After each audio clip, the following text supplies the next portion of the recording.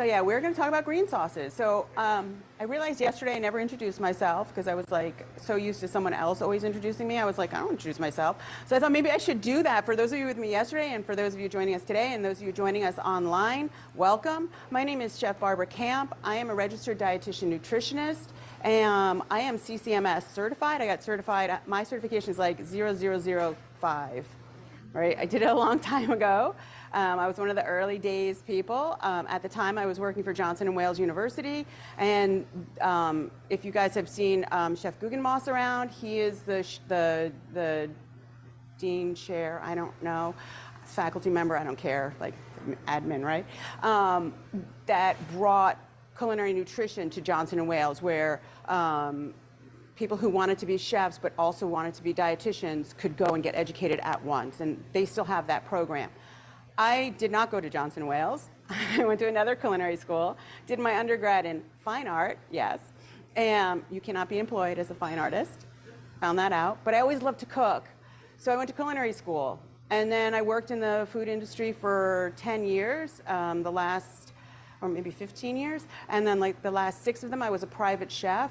Awesome job, super lucrative, right? Lived in, had no expenses, had no husband, had no child, had no pets, but it was great. I could go wherever they went. And then I realized as I worked for them longer and longer, you know, they were, it's funny for me to say this now, they were older. They were younger than I am now, but they were old. And they had all kinds of health problems. And I thought, well, am I helping them or am I hurting them with what I'm cooking? And so I decided I was going to go back to school and get my master's in nutrition. I thought I would do it concurrently while working. That did not work because we moved all the time from house. They had houses all over the place. Anywhere there was a golf course, they had a house. So we moved around a lot. So I couldn't ever finish a course. So then I was finally like, I got to go. I want to get this master's. So I got my master's in nutrition. Like I said, I ended up working at Johnson & Wales teaching nutrition to culinary students. The Miami campus had a different kind of program. Instead of being a dietetic track program, it was a chef track program. So it was teaching chefs nutrition more than normal chefs learn. Because it's what industry was telling us they wanted. They wanted chefs who really understand, who could communicate with a dietitian, one, because dietitians, we speak a different language. I have 2 brains. One is a dietitian, one is a chef. Maybe I have 3 brains, the other one's like mommy. But I taught there and worked on that program, developing that program, so a non-dietetics path culinary nutrition program. They closed my campus about 2 years ago. I called Dr. Harlan, I said, hey, you know, medical school is adopting your program, I need a job. He was like, sorry, no, bye. I was like, okay. My husband's like, you need to find a job. And he called me back like 2 weeks later and said, I have something for you. So for the last 2 years, I have worked on developing a sort of parallel certification to the CCMS certification, specifically designed for food service people. So the idea is for existing chefs, and just like the CCMS is offered at medical schools, this is now being incorporated into culinary programs. And our actually first culinary program launched on Wednesday with 12 students, so yay! Really exciting. So that's who I am, that's sort of where I come from. So first I was a chef, right? Love food, always love food, chef, come from a food family, though my mom's terrible. She cooks like this. She chops like this. It's close enough. Eat it. She's a dietitian too, so nothing ever had salt on it. Yeah, it's a sad state of affairs. And so, like I said, I have these 2 brains. I have this chef brain, and I have this nutrition dietetics brain. And I kind of think that the intersection where those 2 meet is, and for the consumer or for your patient or your patron, is, you know, what do we present to them and how do you get people to eat food? Because I can make the healthiest kale salad, but if you're like, feh, I ain't eating it, what difference does it make how healthy the kale is, right? If it's just going nowhere and you're like, yeah, no, on my way home I'm gonna stop at McDonald's. But if I can present kale to you in a way where you're like, yum, what is this? And you eat it all, then I've won. So I feel like having those 2 brains and putting them together, you know, really can help both healthcare professionals and food service people to understand what it is you need to do. So we're going to talk about these green sauces. Before we talk about green sauces, I want you guys to tell me, what's sauce for? Like, what is the purpose of sauce? I'm all for this shout out. Add flavor. Moisture, absolutely moisture, and that's actually the real history of sauce. So when you look at the development of sauce over time, it's to do a couple things. One is add moisture, the other one is hide rotten, right? I mean, it's where spices come from. It's why spices were so important, right? Imagine you're like Marco Polo or whatever, you're riding the Silk Road. I don't know what the Silk Road looks like, but I have this image of horses with silk on them, and they're like galloping, and they're like, oh, cardamom, great. Ooh, allspice, fantastic, right? That's my image. It's very strange, I know. But what does that mean? Why do they want all those? Why were spices, like, they were the hottest commodity? That's money. Because I can hide the rottenness of your meat, because I have no refrigeration to store your meat. So that's part of where sauces come from, right? To like, place to put the spices, place to hide the rotten meat, add moisture, obviously add flavor to cover the bad flavor, right? So that's where sauces originate from. So when you look at what are classically used as sauces, and we're going to talk about those. We're going to talk about those mother sauces that, how many like chef do I have in here? Awesome. I'm going to rely on you guys a lot. So I've got 2 chefs, and the rest of you are all like healthcare, some place in-house, right? Okay, so we're going to talk about those mother sauces. We'll talk briefly about those what are called the modern mother sauces, and then we'll talk about these green sauces from around the world that we're going to prepare today. We're going to prepare 16 different sauces today, and then taste all of them. So you're going to be a little bit palate overloaded. So that's sort of the plan. So, right, we have these sauces, and there's all of these basic sauces or core sauces I refer to them as the mother sauces. And they include bechamel, velouté, espagnole, sauce tomate, and hollandaise. Those are classically what culinary students around the world learn as their basic sauce. And then you take those, there are 2 cold sauces that are sometimes included, which is mayonnaise and vinaigrette. Sometimes people include them, sometimes not. And then we take those and we make another sauce with those. So those sauces, especially the bechamel and the velouté, start with a roux. So a roux is a 1-to-1 ratio of fat to flour. From a nutritional standpoint, it's kind of devoid, right? It's fat and flour. And the whiter the flour, the better the roux, right? You don't want any of that grainy stuff in there. You're like, whole grain, germ, bran, no, that'll ruin my roux. I want smooth, smooth, smooth, right? Okay, and then I usually add some kind of stock. It could be any kind, right? It could be chicken stock, veal stock, beef stock, fish stock, right? And then I finish it with something else, like egg or cream or butter or cheese, right? So what are we talking about when I do a bechamel? And I'm sure all of you or many of you have made a bechamel either from scratch or from a little packet, and you didn't even know it. We call it macaroni and cheese, right? So if I have a bechamel, right, which is milk and roux, that's it. And then, I mean, I could be fancy. I could, cook my milk with an onion, stabbed with a clove, stabbed through a bay leaf, which like I learned in culinary school and never, ever, ever, ever, ever, ever, ever did in real life, ever, ever. It was like, who has time for that? It's like, throw it in, you're gonna strain it out anyways. What difference does it make? I don't know, French people are fancy. So you do that, you have your milk, you have your roux, you mix them together, you have a white sauce, or sometimes called bread sauce, right? You have this white sauce. And then what do? You add shredded cheese, and now you have a Mornay sauce or macaroni and cheese sauce. So most of us done that, some kind of macaroni and cheese. And even if you buy the packet, the Dayglow orange packet made by some company I will not mention, the cheesiest, it's still the same thing. They just dehydrate it for you, so you just add, butter and water or whatever you add to, I don't know. So that's what that is. Many sauces come from that thickened stock, right? So like any kind of cream, and there's a zillion of them, right? I used to have to memorize them. I have erased that to save space in my brain for other things, but there's some that stuck, like sauce allemande and sauce grégoire, like sauces I never made again ever in industry my entire life, but classic French sauces. Again, it's stock, nutritionally, stock sort of like fancy water, right? I mean, it's almost incalculable nutritionally what's in there. And then again, that roux, nothing. So, from a nutrition standpoint, they lack fiber, all of them. Sauce tomate, which is French tomato sauce, actually has like dairy in it.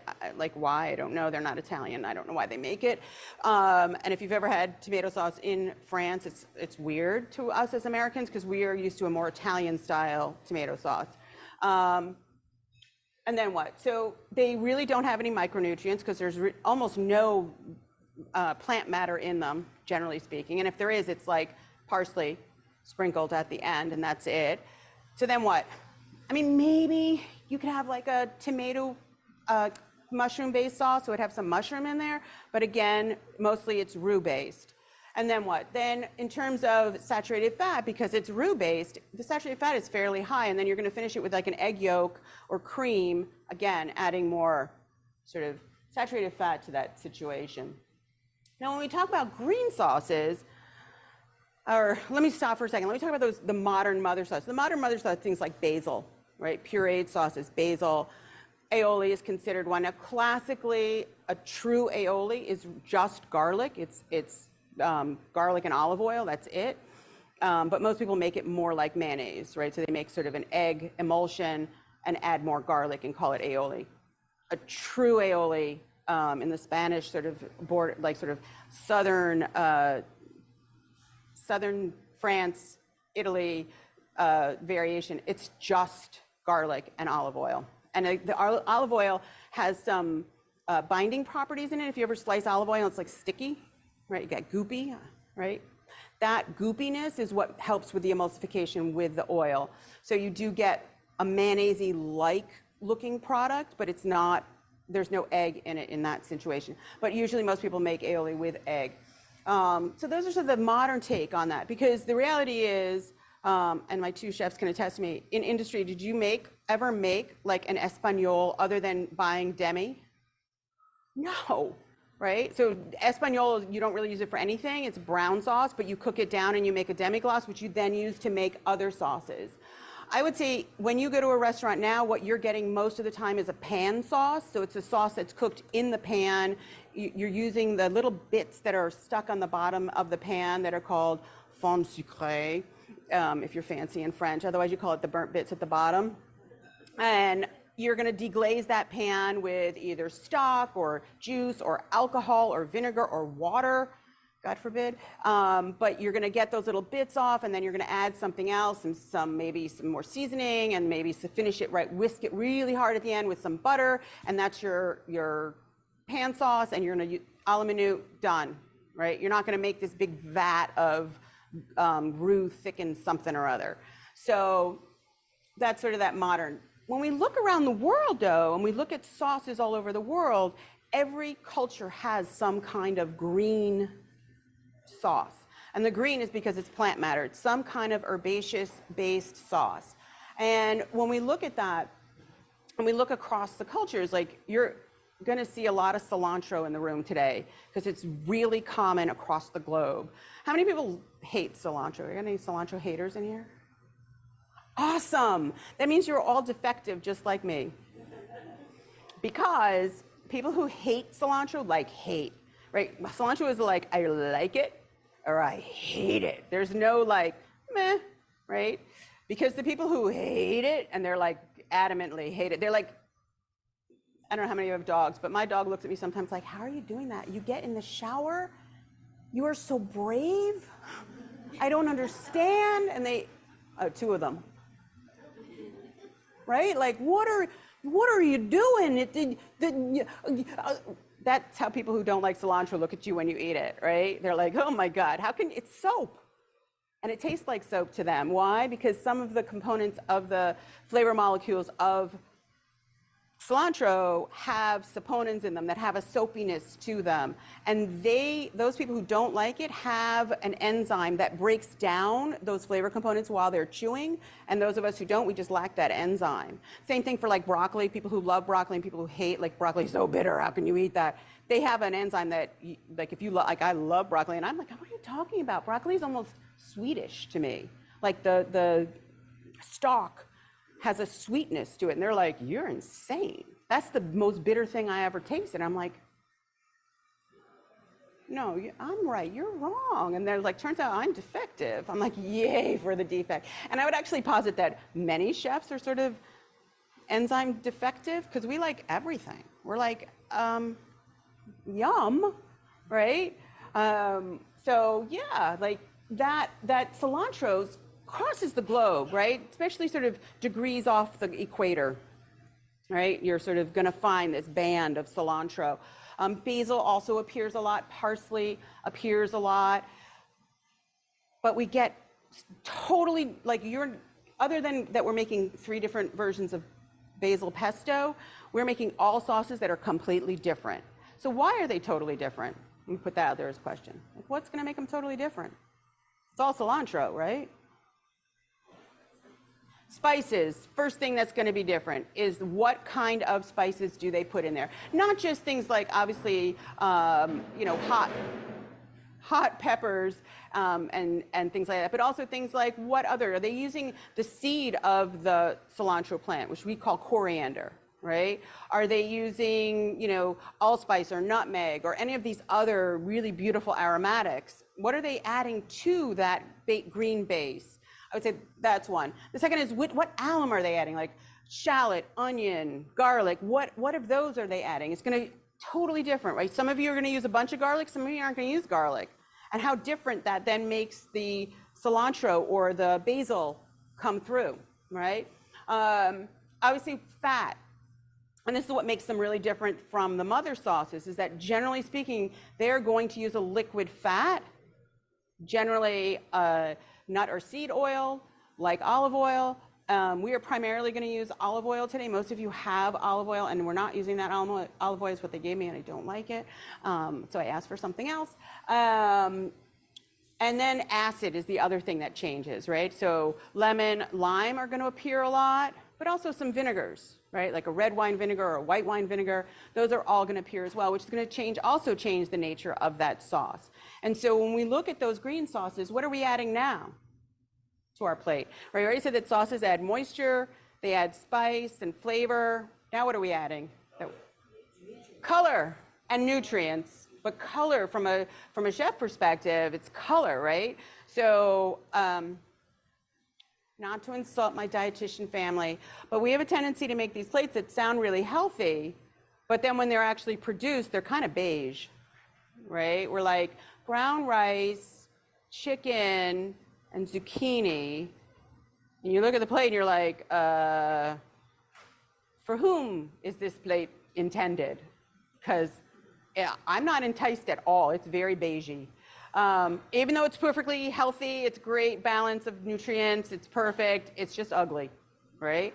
But now if I add this beautiful pop of green sauce, I got some life in there.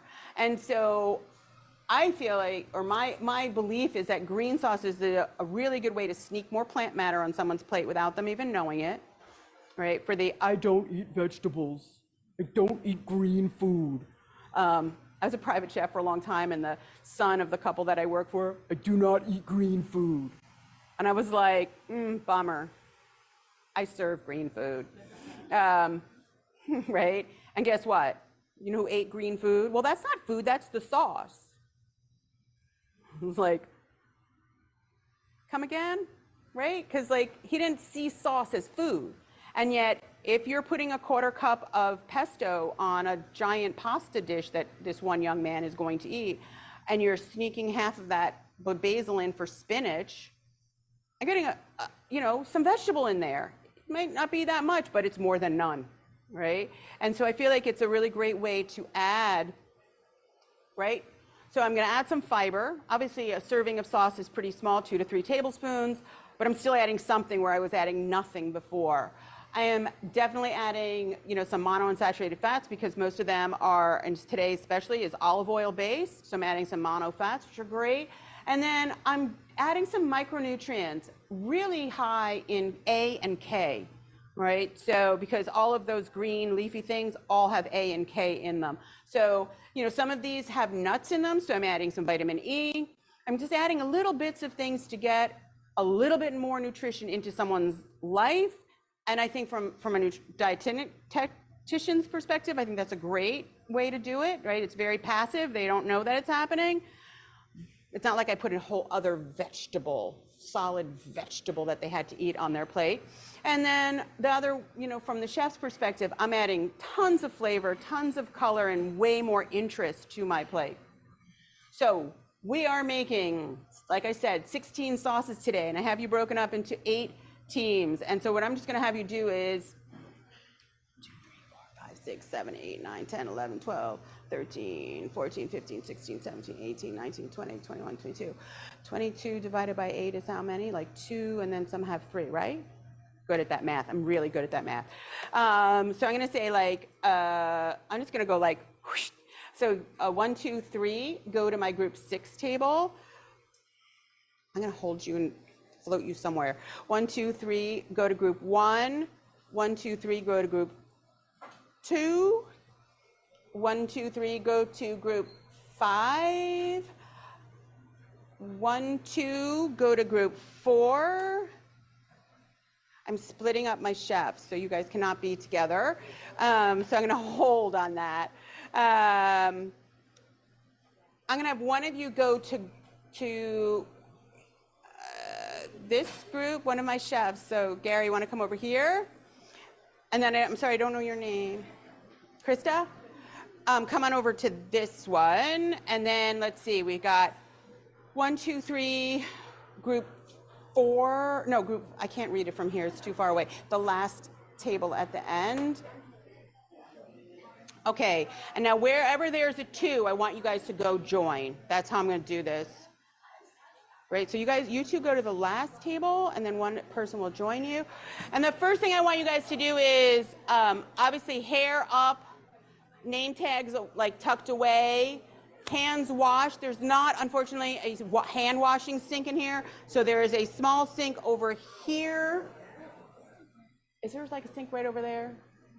There's like a sink somewhere else in here. Maybe it's over there around the corner. And then for my folks at home, I want you guys to go ahead and make your sauces and come join back to us probably 35 minutes from now. That'd be perfect. So we will see you later. So we are starting to cook, and I'm going to mute myself because I don't need you to hear the chatter and the noise that's in here. It's like a din. And then when the blenders start going, it will be quite loud. So go ahead and make your sauces and join us back here. I'm going to say 35 minutes, we'll do a check-in. So I'll check in with you guys then. Thanks. Saying what it is that we made today. So hopefully you guys are right with us. And then for tasting your sauces, you can either just use a spoon or a little piece of bread works, or you can serve any of your proteins with any of your sauces, with any kind of protein. So we'll be back with you in about 10 minutes. Hello, my online people. We're gonna start, we're waiting on 2 sauces to be finished, and then we will start talking about our sauces. So just give us a minute as we get organized. So my 2 sauces I'm waiting on is the Indian chutney and the Georgian green sauce. And then we will get started talking. And so for my people at home, like I said, you can pair these sauces with pretty much any protein. They work really nice with firm-bodied whitefish, like a cod or a monkfish, any kind of like firmer-bodied whitefish. They work great with, obviously, chicken. Some of them classically, like the Argentinian chimichurri, that's going to be classically served with beef. But they go with vegetables as well. So, I'm a plant-based eater, and I use many of these sauces with just grilled vegetables.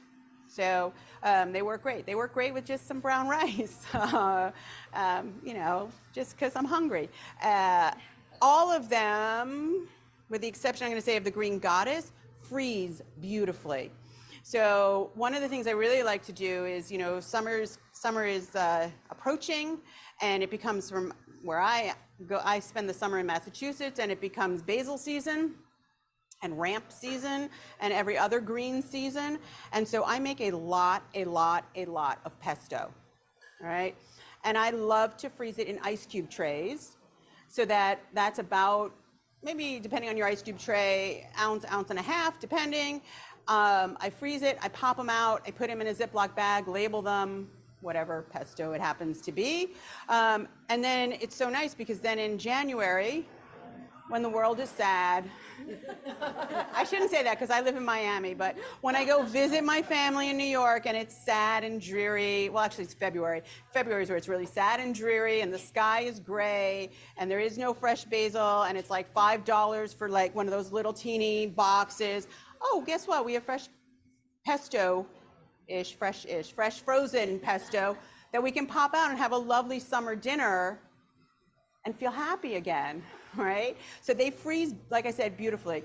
I also think they're a great way, like, you know, you bought that bunch of flat leaf parsley, you bought some cilantro, you used a little bit, it got kind of squished down to the bottom of that vegetable drawer, and now you're like, oh shoot, it doesn't have much more life to live, and I don't really need that much of it. Guess what? Make some chimichurri. Freeze it. Freeze is fantastic, right? You know, and if you make your chimichurri sort of maybe a little bit less herb and a little more olive oil, it's a great sauteing base. Right, so you just drop in the pan and then add whatever you're sauteing into it and you're like, dinner's ready. So having that ice cube is a really easy way to go. So I definitely, like, one of the complaints when I teach the community classes for Health Meets Food is like, what am I supposed to do with the rest of this bunch? Well, this is now I'm giving you what to do. Awesome, all of our sauces are out.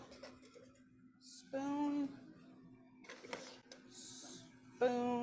All right, so I'm gonna have you guys talk about your sauces. So I'm gonna sort of just call out, let me get my list so I do it the right order. I lost my list, but we're gonna start with that Italian classic way that we make basil pesto. So basil pesto, we use walnuts instead of pine nuts. The main reason why we do that, one, is because walnuts are way less expensive than pine nuts, and that there's an issue with pine nuts in the United States, which is most of them come from China, and there's a lot of contamination, and so we stopped using pine nuts. You know, if you ever, I don't know how many of you are Costco aficionados like I am, I love Costco, because you can get things that you use a lot of, right, for a fairly good price. Their pine nuts are from China, and they used to be really cheap, like $10 for this big bag, and now it's like $25, $30, and they're still the same, could be contaminated. I was like, when they were only $10, I was like, okay, if I contaminate my child, what's the big deal? I saved a lot of money. But now I'm like, wait, for $30? For $30, I'm gonna reconsider how much I'm gonna contaminate her. So the walnuts work perfectly well.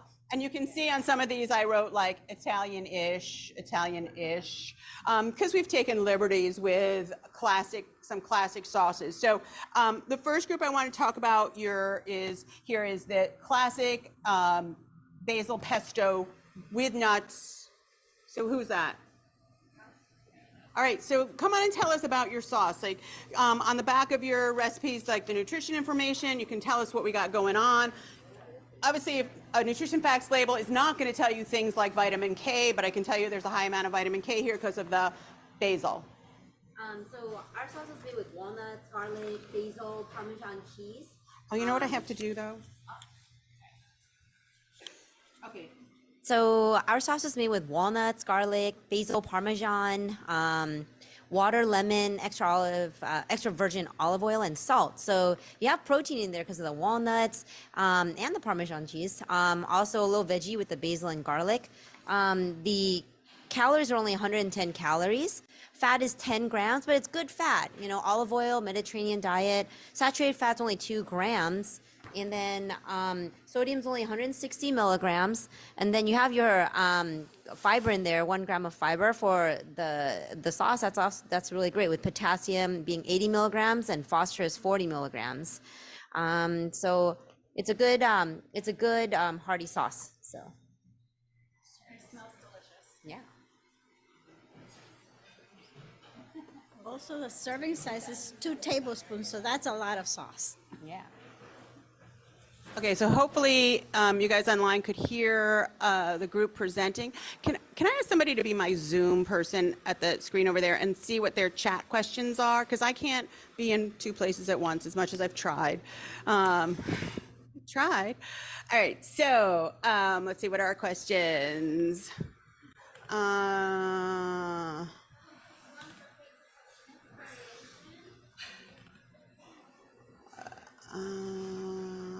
Okay, that's not a question I can answer. So I think it kind of talked about which sauce for which thing, and I kind of think that all of them can be used for anything. I really think that firm-bodied whitefish are strong enough physically to hold up to some of these sauces. I don't know that I would love a salmon with any of them. I feel like salmon in itself is a little too fatty and rich tasting to pair with these sauces. But I think sort of white fish that are a little bit blander, but a firmer one, you know, I wouldn't say like a trout or something like that. I would say more of a, I mean, that's the questions I'm answering, Dr. Hong. You know, sort of the firmer bodied whitefish, your cods, your haddocks, you know, your sort of more meaty whitefish. Oh, so nutritional yeast, that is in the, it's in the spinach, one that has no nuts, and is it only in that one?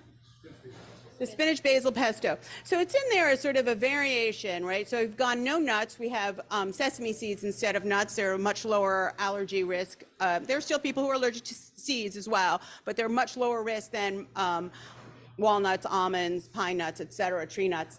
The nutritional yeast, it is an umami carrier. So nutritional yeast is a non-leavening yeast, a flavoring yeast. If you've ever eaten a Dorito, you've eaten it, right? It has a bunch of different names, but like in my house, it's called Nooch, and we use it instead of Parmesan cheese. So it's adding umami.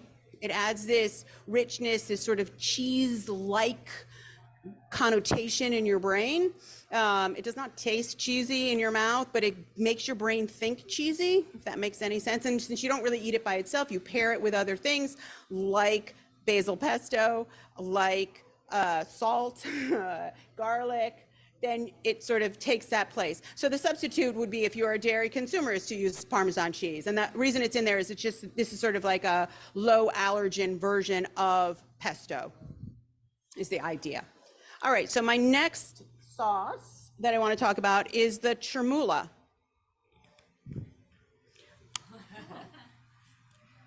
So for the chermoula sauce, it's actually from North Africa, and it has cumin, coriander, cilantro, parsley, garlic, paprika, cayenne, lemon, salt, and again, extra virgin olive oil. And it is, for a 2 tablespoon serving, 130 calories, 14 grams of fat, but again, good fats, only 2 grams of saturated fat. Sodium's only 70 milligrams. And then you have potassium of 100 milligrams and phosphorus of 15 milligrams in there. And dietary fiber is not, it's less than 1 gram. But again, you're getting your greens in there, cilantro, parsley, alongside everything else. So chermoula is a North African, mostly Moroccan, Tunisian sauce. It comes in a bunch of different colors. So there's green, there's yellow, and there's red. I am a huge fan of the red chermoula. It is a fantastic sort of spicy, but not so spicy, barbecuey, but not American like sugar barbecue, but barbecue-y, like got a richness to it. It's amazing. That recipe is also included because I usually do 15 green sauces and 1 red because I love chermoula. The question. So, Deanna made the Peruvian green sauce and she used it with red snapper. Yeah, that's a perfect, right? So, and again, a white fish that's sort of neutral, not much, not a whole lot going on. Perfect pairing with that Peruvian green sauce, which has a lovely kick to it. Some of these have kicks, some of them don't. So let's go look at, so now let's talk about the basil with no nuts and what we did and the chimichurri. I have the spinach basil. No, basil, no nuts, and chimichurri. Come on up. Come on down. I need like a music theme song playing right now. Oh, okay, yeah. So how do we defrost it once we've made all that pesto and defrost it? So I'd love to say, my favorite saying is prior planning prevents poor performance. However, I'm never that organized, and I never know what we're gonna have for dinner until I decide that I do or don't feel like cooking at 6 o'clock. So I just take it out of the fridge, and while I'm doing everything else, it's just sitting on a plate defrosting. If I were more organized, I would have taken it out earlier in the day and put it in the fridge in a container and let it defrost in the fridge. But again, I am never, ever that organized. I'm always like, you hungry yet? That's how it works in my house. Are you hungry? Nah. Okay, I'm gonna keep working over here. I'm gonna hand this over to next team. All right, with our chimichurri sauce, it takes Italian parsley, cilantro, olive oil, sherry vinegar, garlic, red pepper flakes, cumin, salt, and black pepper. And it's a tablespoon serving size at 60 calories with 7 grams of fat, only 1 of those being saturated. And then we have 65 milligrams of sodium and 15 milligrams of potassium. Great. Did you get that for a second? Okay. So this sauce is an classically Argentinian Ecuadorian sauce made sort of by the gauchos, the cowboys, while they were out on the range. We blended it, but it's usually a chopped sauce, right? Because they don't have much going on, right? They're just chop, chop, chop, chop, chop, go.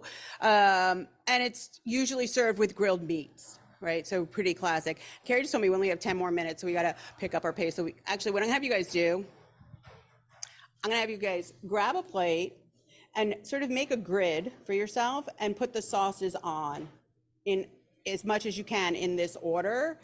And then grab bread. The gluten-free bread is here by itself.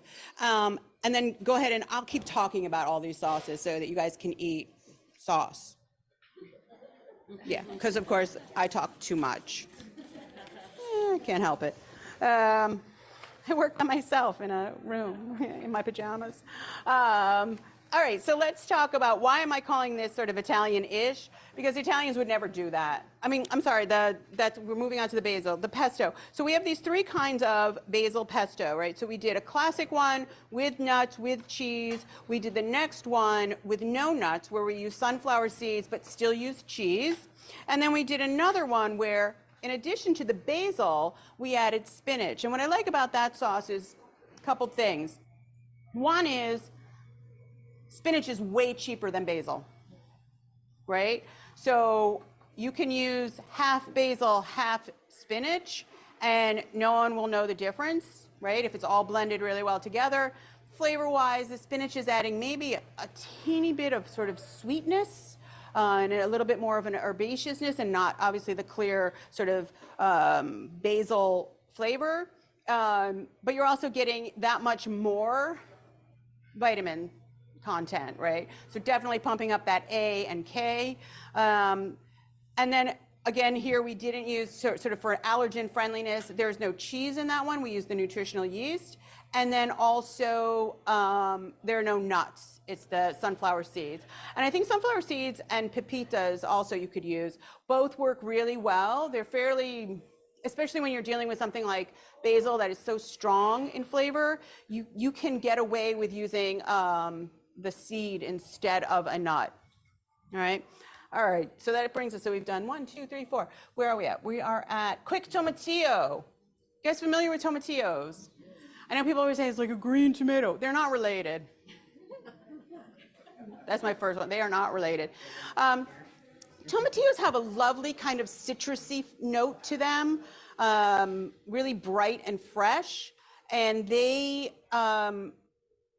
this recipe, what's really nice is you just roast the vegetables and then blend them together, and you get this really nice sauce with a sort of salsa-y quality. It's very much kind of Mexican, Central American sauce. I don't know who's going to claim it. Someone will claim it, but it has this very nice brightness to it.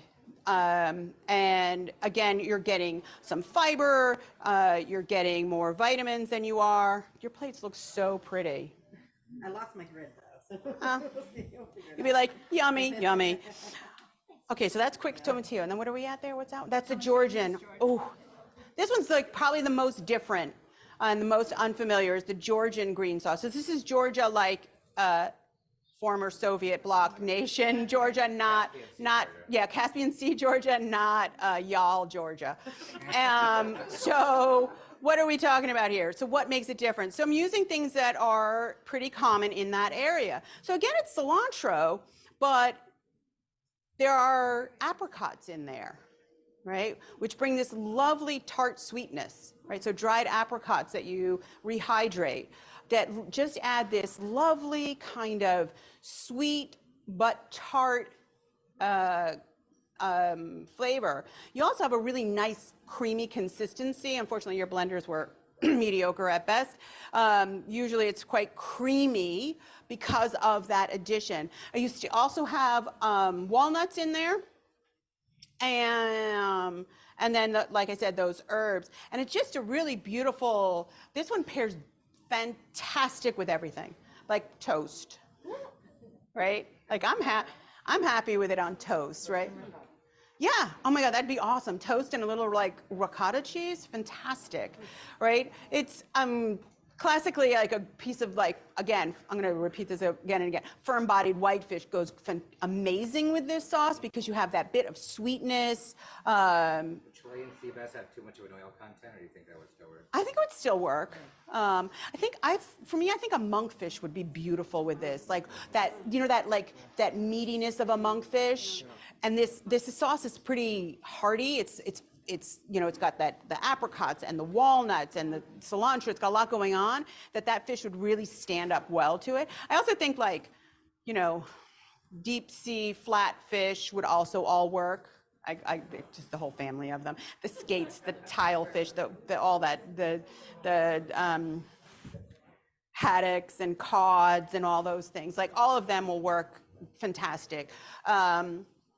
I find that for me, what I've found is that for people who don't love fish, firm-bodied whitefish are a good entry point because they're not fishy, right? Like I am not going to serve someone who like, I don't like fish. Try this mackerel, right? Like that is just not going to fly, you know? And I'm always surprised when people say they don't like fish, eat tuna fish, which to me is quite fishy. There's gluten-free bread if you want to try some sauces. No, but thank you. I just wanted to sort of update people, although you have some refreshments. There are refreshments in the dining room, fruit, you know, etc. We will be back in the auditorium at 11 sharp. Okay. Sounds like you're all on track. Okay. Just want to make sure that is the case. All right. So where are we at? Will you tell our online people 10:35. We're going to probably shut off the Zoom feed at about 10:45 for about 10 minutes. So I'm told to inform you guys that the Zoom feed is going to turn off around 10:45, and then it will resume at 11 when they are back in the auditorium. But we're going to keep talking until then. Where am I at? Indian. So the Indian spinach sauce. How many of you ever had like saag paneer? This is a bastardization of saag paneer. So saag paneer is like cream spinach with chunks of paneer, which is a kind of firm like cheese, kind of think farmer cheese, like or queso fresco. It's in that same family, super mild white cheese. This is a bastardization of that, right? This is one of my go-to, I don't feel like cooking dinners, because I don't actually serve it as a sauce, I serve it as the vegetable, right? So it becomes the dish. I serve it with air fryer cooked tofu, and it's amazing, right? You can fool all the tofu non-believers with that one. So basically what I do is I coat the tofu with a mixture of garam masala and a bit of nutritional yeast to give that depth, that umami. Put it in the air fryer. I just spray it with some olive oil spray. Put it in the air fryer for like 12 minutes. It comes out really crispy. And then I just toss it with the sauce and dinner is ready. Some brown basmati rice and everyone is happy. Even the 10-year-old. Unbelievable. And she doesn't know what she's eating, so it's all good, right? And I'm not hiding it. It's just What was that again? the Indian green sauce. The Indian spinach sauce. It's if you like Indian flavors, I mean, I think garam masala is a lovely blend of all different herbs and spices. Where are we at after Indian green sauce? We are back to Italy. We're looking at a gremolata. So this is a pretty, again, herby green sauce served with fish, chicken, pasta, vegetables. Pretty classic Italian style non-basil sauce that a pretty standard one, I think, for most of Italy. Then where are we? Indian green chutney, right? Is that where we are? Okay, so Indian green chutney. This one has an addition of mint to it that none of the other sauces, I think, have any mint in them. So chutneys are generally used to accompany the whole meal in Indian cuisine. And it should have a cooling effect, right? Because you've eaten the rest of your dish that's been quite spicy, and you have this condiment that sort of complements everything on your plate. Again, we're pretty much, that one has peanuts in it, so I've labeled everything, by the way, with any allergens. So peanuts, the same kind of thing. A serving size is 2 tablespoons, really low in calories, about 15 is what the nutrition fact says. And really low in fat, because most of the fat is coming from the little bit of peanuts that are in there. Sodium is quite controlled. And then we're going to see, again, some potassium, some phosphorus. Obviously, the things that aren't on here are like A and K. Now, where are we? Oh, zug. So it's pronounced zug. It's a Yemeni, or a sauce from Yemen, from the Arabian Peninsula. You're going to see it in the Middle East in slightly different versions. This is a pretty spicy sauce. I think it had like 3 or 4 jalapenos in there. It can be a bit spicy. Again, it pairs well with firm-bodied fish, chicken, vegetables, right? You guys getting the gist here? How are we doing in terms of taste? So let me talk about the ones that are really quite different. The pebre. So the pebre is like Chilean salsa. They classically eat it with bread. It's greenish, right? It has greens in it. But it's a variation on what we sort of call like pico de gallo or salsa. It's just another variation on those. Sort of fresh, chopped vegetables. Again, I think that's another way of getting someone who's I don't eat green things, to eat green things. Where are we now? Green Goddess. That's my American representation sauce. That is sort of a American salad dressing kind of dip sauce. That one does contain yogurt and an avocado, which is what gives it creaminess. You can actually leave the yogurt out and up your avocado if your avocado is good and ripe. And really nice and creamy. Again, with that one, Green Goddess comes in all different herb variations. So you can kind of throw in whatever herb you like, and it's Green Goddess, right? Beautiful, obviously, on a salad. Beautiful with just some vegetables to dip in it. So it's a great dipping one because it's a little bit thicker because of that avocado. And again, nutritionally, these all kind of end up being very, very, very similar. Where are we now? Green sauce. We did chermoula. What else do we got?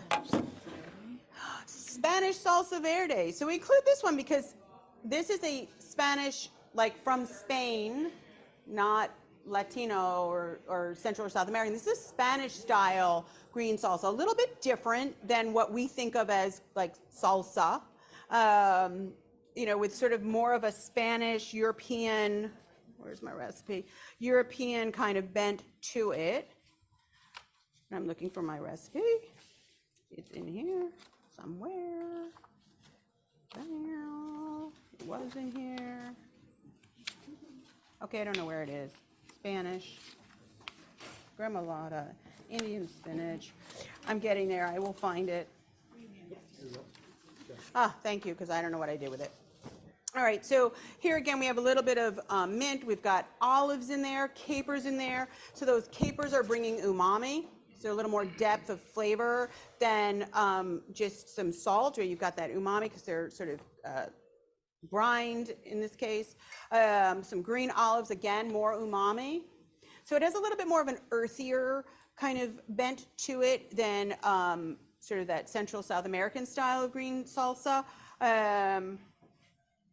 And still, this one does have a bit more sodium in it, right? A serving is 2 tablespoons, and that sodium is coming from those olives and capers. With capers, I prefer the salt cured capers, and then you rinse them and soak them for a little bit before you use them, versus the brined capers, the ones that are in liquid.